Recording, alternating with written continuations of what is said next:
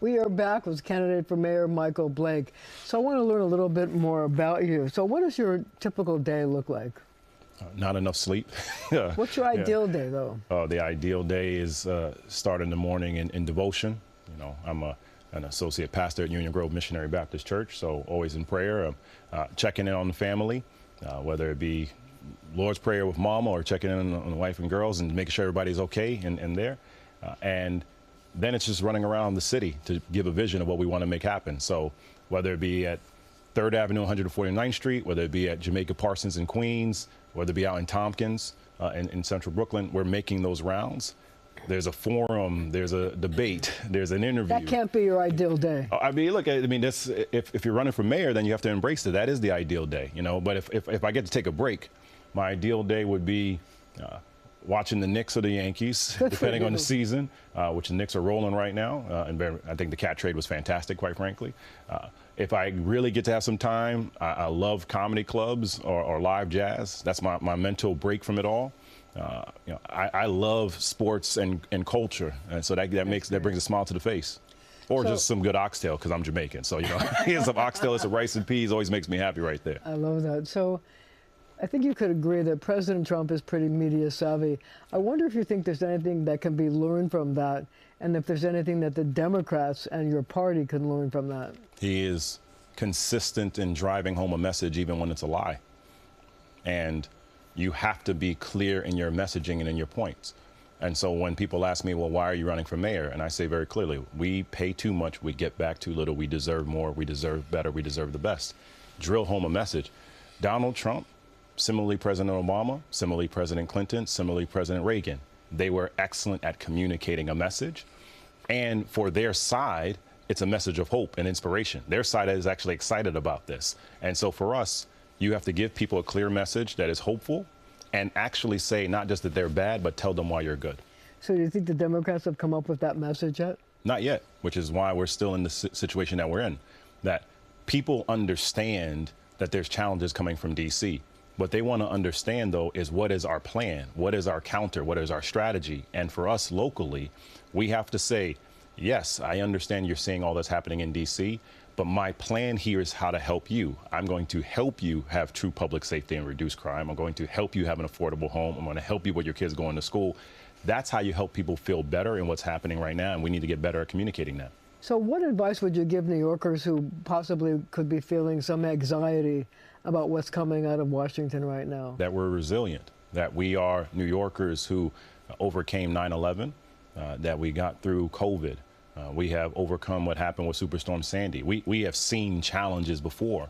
And as someone who was born with a heart murmur myself, who fell asleep at the wheel in 2001, had a near fatal accident, you know, every day that we get above ground is a blessing. And so no matter where you live across the city, to stay hopeful that we can get through this and we will get through this. And I understand that you may be exhausted and tired and frustrated, but our job has to now be, how do we say very clearly that tomorrow begins today? So who's the funniest person you know? Oh, that's a good question. My mom was pretty hilarious. She has great one-liners, but I was actually Jason Wright. So Jason Wright, my college roommate, former president of the Washington Commanders, he is the smart dork funny who always has incredible one-liners. So I got to say it's got to be Jason right now. So is there any one thing that you had to learn the hard way? Oh, mercy. I mean, look, the people will let you down from time to time that you think won't. That's hard, right? That gets very tough when you think people will be there for you, especially during some of the dark moments. You know, I lost my dad in 2013. My mom has beaten cancer twice. Everyone wants to know that people are going to be with you all the time, and that's the hardest. So do you feel that your education prepared you for real life?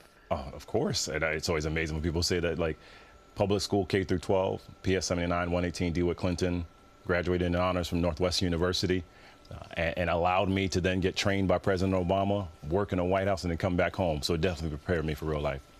So, off the top of your head, what would you do about some of these empty storefronts that seem to be all over the city, and how would you attract businesses to come and fill those storefronts? You have to address the consistent public safety concerns.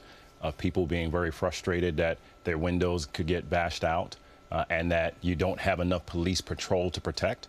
If we had the opportunity for police to be able to street patrol regularly and safely, but then let mental health professionals address what's happening in the trains, then you can actually create a safer environment for individuals. And then second, you have to actually provide grants and faster funding to small businesses as well as nonprofits. The city is regularly asking people to do a lot of work, and they're making it harder for them. If we make it easier for someone that is figuring out profit and loss, rather than them losing time by waiting on the city, do those two things, and small business will be more supported in the city. So you're a big sports fan. I am. What's your Super Bowl food of choice? Well, if you do some dry rub ribs, you know, that's always pretty incredible around Super Bowl time. It's got to be dry rub. Yeah, because you think, like, it's always going to be messy with everything else, right? Like, you're going to have, you know, nachos and other things like that. But dry rub, because then I can get focused. I can lock in on the entertainment and halftime show. I can get back to the game. Clearly, you could tell that I've thought about this a lot in terms of how I think about. But yeah, dry rub, because otherwise it gets really messy. You're interacting with a lot of people. You have limited time. You got to focus on that. I like dry rub myself. There you go. So if you were going to play tour guide in New York City, Yeah. for friends or relatives or somebody coming in from out of town, what would be the 3 places that you'd like to take them? Got to get out to Astoria. 30th Ave might be the best restaurant row in the city. It's terrific, right? Yeah, I mean, it's pretty incredible when you think about the food that you can have there, especially seafood and Mediterranean. I mean, but all kinds of food. The energy is immaculate. So you got to do that. So that's one. That's one. I love going out to Tompkins Avenue in Brooklyn on Sundays, especially when it's warm outside, because the energy on the street is incredible that you can't really look over. That's 2. And then I'm going to do a combined one if that's all right. Absolutely. So if you go from essentially north part of Harlem, so if you're by like Ponte Bistro and the African restaurants, and you go slightly north to the South Bronx, you have a row of immigrant entrepreneur restaurants that are pretty incredible for about a 20-block radius. That sounds wonderful. Michael Blake, we wish you good luck. Thank you. Thank you for joining us, and thank you at home for joining us as well. We're back with Manhattan Borough President Mark Levine. So do you think that New York City needs its own DOGE, a Department of Government Efficiency? We certainly do not need an unelected autocrat in the form of billionaire Elon Musk taking access to personal information without legal authority, taking a sledgehammer to the structures of government. We do not need that in New York City. That doesn't mean we don't need to modernize. But you as controller could do it. Well, the controller's elected, and the controller has a mandate to conduct performance audits and financial audits. And efficiency. Absolutely. Look, New York City government needs to be better run and more efficient and produce better results. But don't confuse what Elon Musk is doing for that. He is on a mission to tear down the structure of institutions, to enrich himself. It's blatant corruption. It's certainly illegal. We don't want any of that in New York City. So not many people wake up and say, I want to be controller of the city of New York, with all due respect. So when you were growing up, what did you want to be when you grew up? I don't think I knew what a controller was when I was little. I majored in physics in college, Marcia. Physics? Yes, indeed. Oh, my God. So I wanted to be a scientist. For a while, I wanted to be an astronomer. And Really? that was my childhood dream. Absolutely. So how did you get distracted? Well, I still love science, and I still think like a physicist in some ways. But by the time I graduated college, I knew I didn't want to live in a lab. I wanted to be out in the real world. So I became a science teacher. I taught bilingual math and science Really? at Junior High School 149 in the South Bronx, Wow. District 7. Back in the 90s. It was an incredible life-changing experience for me. I'm still in touch with some of my kids. They're amazing. And that's really what led me into a life of community work here in New York City. So I owe it all to science. So how would you describe your personality? I think I am energetic and relentless and empathetic. Have you ever worked in a restaurant? I've never worked in a restaurant. No, my kids have. Would you describe yourself as a good dancer? Yeah, I got rhythm. Back in the 90s, I was You've got rhythm? I was all over the clubs of New York City. You know, I'm so tempted to ask you to do it, but I'm not going to do that. We have to have some decorum here after all. If you had to make something to bring to a Super Bowl party, what would you bring? I'm a terrible cook, so we're going to go with nachos. Make it easy. You can make nachos? I'm sure I can melt the cheese. Yes, Marcia. Good. So what's the one thing your generation likes and don't like? Gen X. Yeah. We still love 90s TV. Seriously? Of course, reruns of Seinfeld. You kidding me? That's how I relax. Seriously? I totally love to watch the shows of my childhood. Absolutely. Even Miami Vice. Yes, all of it. Really? Totally. It brings back memories. It takes me away from the stresses of the moment. And This is Gen Z. This is Gen Z. This is So what we don't love. you like? Fielding constituent calls at 3 a.m. Yeah. So what are things that you think are New York values? Like what do we care about here in New York? Relentlessness. It takes a lot to knock us off track. Do you think that our values are under assault right now?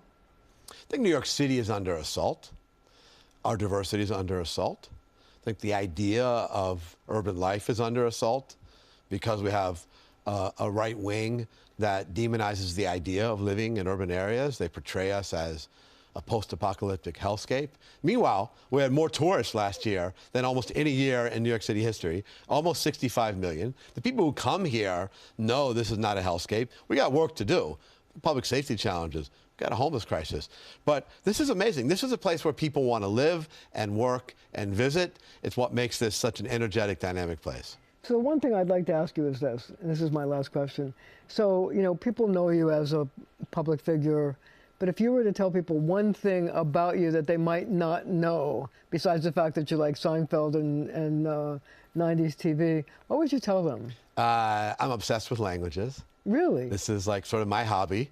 I speak fluent Spanish, close to fluent Hebrew. Wow. Basic Greek, and small talk in Arabic and 4 or 5 other languages. And some people go home and they do a crossword puzzle to relax, Marcia. I like to look at flashcards to learn languages. Wow. For me, it's actually fun. Also, it's very helpful in politics. So I guess I'm going to say umpa, and thank you for joining me, and thank you for joining me as well at home. Merci beaucoup.